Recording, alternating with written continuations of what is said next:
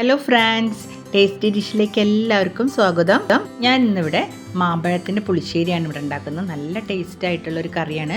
അപ്പോൾ നിങ്ങളെല്ലാവരും ഉണ്ടാക്കുമെന്നറിയാം, എന്നാലും എൻ്റെ സ്റ്റൈലിൽ ഉണ്ടാക്കുന്നതാണ് ഞാനിവിടെ കാണിച്ചു തരുന്നത്. അപ്പോൾ വളരെ പെട്ടെന്ന് തന്നെ മാമ്പഴ പുളിശ്ശേരി ഇനി ആരും അറിയില്ല എന്ന് പറയരുത്. വളരെ പെട്ടെന്ന് തന്നെ, അത്ര പ്രയാസമൊന്നുമില്ല ഈ കറി വെക്കാൻ. വളരെ പെട്ടെന്ന് തന്നെ ഈ കറി വെക്കാം. അതിനായി ഞാൻ കുറച്ച് മാങ്ങ എടുത്തിട്ടുണ്ട്. നാട്ടുമാങ്ങയാണ്. അപ്പോൾ നല്ല മാങ്ങയാണ്, നല്ല മധുരമുള്ള മാങ്ങയാണ്. അതെല്ലാം ഞാൻ ഒന്ന് കഴുകിയിട്ട് എടുത്തിട്ടുണ്ട്.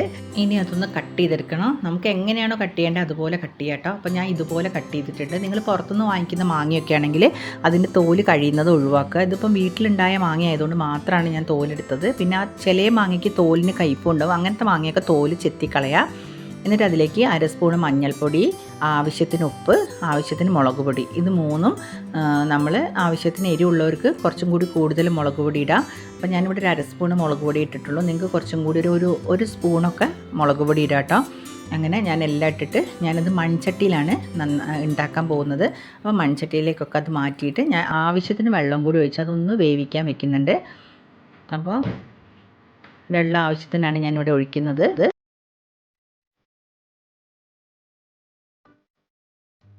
അതൊന്ന് ഒരു അടപ്പ് വെച്ച് അടച്ചിട്ട് ഒരു 5 മിനിറ്റ് അങ്ങനെ വേവാനിരിക്കട്ടെ. അപ്പോഴേക്കും നമുക്ക് അരപ്പ് തയ്യാറാക്കാം. ഒരു മിക്സിയുടെ ജാറിലേക്ക് ഞാൻ 1 കപ്പ് നാളികേരം ഇട്ട് കൊടുത്തിട്ടുണ്ട്. അതായത് ഒരു മുറി നാളികേരം. പിന്നെ 1 കപ്പ് തൈര്. പുളി കുറച്ചും കൂടി ആവശ്യമുള്ളവർക്ക് 1.5 കപ്പും കൂടി വേണമെങ്കിൽ ഒഴിക്കാം. പിന്നെ ഒരു പച്ചമുളക്, ഒരു പച്ചമുളക് വേണം. കുറച്ചും കൂടി എരിവ് വേണ്ടവർക്ക് 2 പച്ചമുളക് ഇടാം. പിന്നെ കുറച്ച് ജീരകം, ഒരു 1/4 സ്പൂണ് മഞ്ഞൾപ്പൊടി ഇതിലേക്ക് ഇട്ടാൽ നല്ലൊരു കളറാണ് ഈ അരപ്പിലേക്ക് ഇടുമ്പോൾ. അങ്ങനെ ഞാനതൊന്ന് പേസ്റ്റ് രൂപത്തിൽ അരയ്ക്കുകയാണ്. അരച്ചെടുക്കുമ്പോഴേക്ക് നമ്മൾ ഈ മാങ്ങയൊക്കെ നന്നായി ഒന്ന് തിളച്ച് വന്നിട്ടുണ്ട്. നന്നായി ഒന്ന് തിളച്ച് വരുമ്പോഴേക്ക് നമുക്ക് ഇതിലേക്ക് ഇനി മധുരമാണ് വേണ്ടത്. മധുരമുള്ള മാങ്ങയാണ്. അപ്പോൾ അതിനനുസരിച്ച് നിങ്ങൾ ശർക്കര ഉപയോഗിക്കണം. എന്തായാലും ശർക്കര ഒഴിക്കണം. അപ്പോൾ നമ്മൾ പാകത്തിന് ശർക്കര ഒഴിക്കുക. ഞാനിവിടെ നല്ല മധുരത്തിലാണ് ഈ മാങ്ങ പുളിശ്ശേരി ഉണ്ടാക്കുക. അപ്പോഴേ നല്ല ടേസ്റ്റ് ഉണ്ടാവുള്ളൂ. അപ്പോൾ ഞാനൊരു 1/2 കപ്പ് ശർക്കര നന്നായിട്ട് ഉരുക്കിയിട്ട് അരിച്ച് വെച്ചിട്ടുണ്ട്. അതും കൂടി ഇതിലേക്ക് ഒഴിച്ചിട്ടുണ്ട്. അപ്പോൾ നിങ്ങൾ ഈ സമയം കിട്ടുമ്പോഴൊക്കെ ശർക്കര ഉരുക്കിയിട്ട് ഒരു കുപ്പിയിലാക്കി വെച്ചാൽ നമുക്ക് ഇതേപോലെ എന്തെങ്കിലുമൊക്കെ ഉണ്ടാക്കുമ്പോൾ പെട്ടെന്ന് തന്നെ അരിച്ചൊഴിക്കാനൊക്കെ പറ്റും. അങ്ങനെ അത് നന്നായി ഇളക്കിയിട്ട് ആ മാങ്ങയിലേക്ക് നന്നായി മധുരമൊക്കെ നന്നായിട്ട് ഈ വേവുമ്പോഴേക്കും മധുരമൊക്കെ നന്നായിട്ട് പിടിക്കും. അതിന് വേണ്ടിയിട്ടാണ് ആദ്യമേ ശർക്കര ഒഴിക്കുന്നത്. എന്നിട്ട് നമ്മളൊന്ന് നോക്കിക്കഴിഞ്ഞാൽ ഒരു 2 മിനിറ്റും കൂടി നോക്കുമ്പോഴേക്കും മാങ്ങയിലൊക്കെ നന്നായി ശർക്കര പിടിച്ചിട്ടുണ്ടാവും. അത് കഴിഞ്ഞ് നമുക്ക് ഈ അരപ്പും കൂടി ഇട്ട്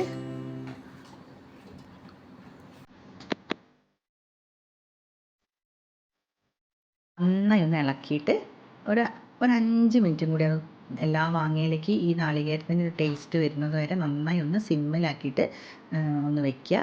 മൺചട്ടി ആയതുകൊണ്ട് സിമ്മിലാക്കിയാലും നന്നായിട്ട് നല്ല ചൂടുണ്ടാവും. അപ്പോൾ കഴിയുന്നത് നിങ്ങൾ ഇതുപോലത്തെ മൺചട്ടിയിലൊക്കെ വെക്കാൻ നോക്കുക. അപ്പോൾ നല്ലൊരു ടേസ്റ്റ് ഉണ്ടാവും മാങ്ങാക്കറി വയ്ക്കുമ്പം. അപ്പം മാങ്ങാക്കറി റെഡി ആയിട്ടുണ്ട്.